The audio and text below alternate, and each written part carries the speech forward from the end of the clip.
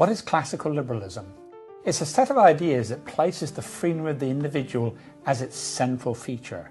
Classical liberals disagree about many things, but they agree, I think, on 10 core principles.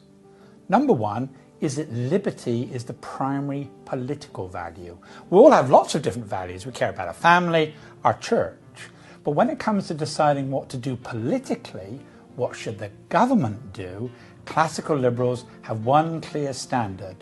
Does this increase or does it reduce the freedom of the individual? The government should only act to prevent harm to others. Second principle, individualism. That the individual is more important than the collective. We should not sacrifice the interests of individuals for what some people argue is the common good. This was the central feature of communism and fascism. The individuals didn't matter. Every individual matters.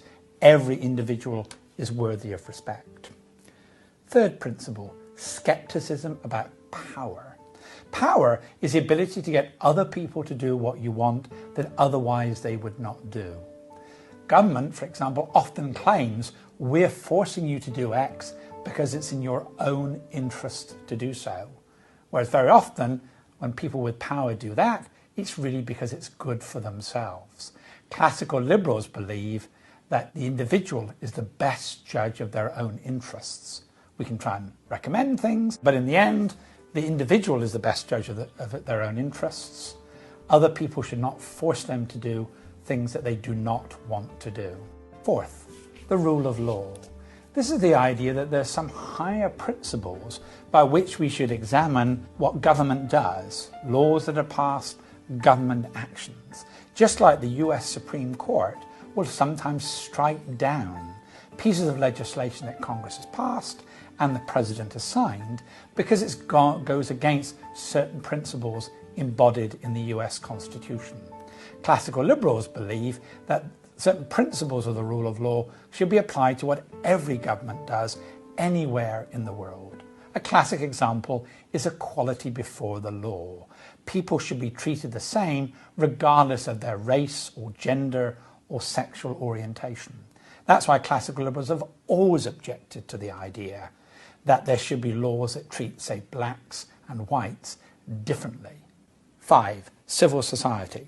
Civil society are those voluntary organisations that exist between the individual and the state.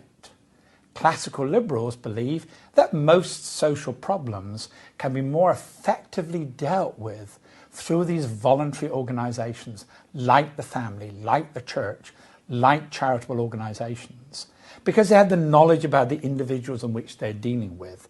Civil society is much more effective than government bureaucracies and inflexible rules that can't change depending on people's individual circumstances. So the civil society can do many of the things that we now look to for the welfare state to do.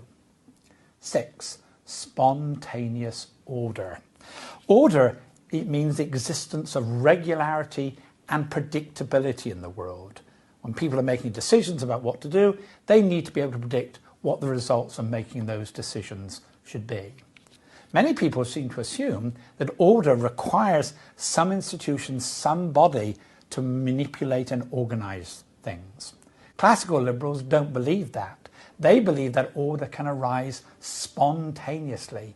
People, through their voluntary interaction, create the rules by which people can live by. Classic example is that of language. Nobody invented the English language. It arose in terms of people communicating with each other, and yet certain rules have applied through that process. We don't need people to plan our lives. 7. Free markets. That economic exchange should be left to voluntary activity between individuals. Government should not tell people where to work, how to save, what to build, what to produce. This should be led to voluntary interaction by people. You need private property to be able to do that, and you need to ensure that when there is disputes, they can be peacefully resolved. But history shows us is that leaving things to free markets rather than government planning or organisation increases prosperity, reduces poverty, increases jobs. provides goods that people want to buy. 8. Toleration. Toleration is the belief that one should not interfere with things of which one disapproves. Toleration does not mean that you allow people to do things because you agree with it, because you think it's a good thing. It's a question of having certain moral principles.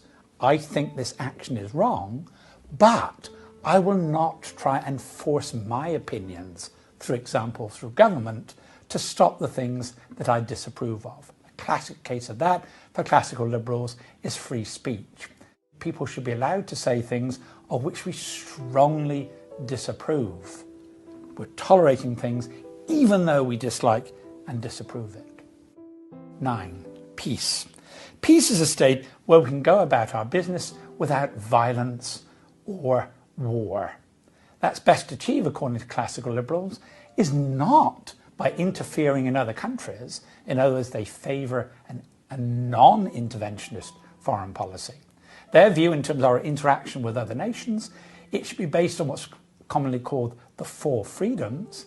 There should be free movement of capital and labour, people, goods and services. And I would add something as well, the free movement of ideas. If we have a world in which this free movement is embraced, then I think we'll have a world, and classical liberals believe, we would have a world based on peace. And finally, limited government. That there are very few things on which the government should do. The goal of the government is simply to protect a life, liberty and property. Anything beyond that is not justifiable. A strictly limited government. So these are the 10 principles of classical liberalism. Are you a classical liberal?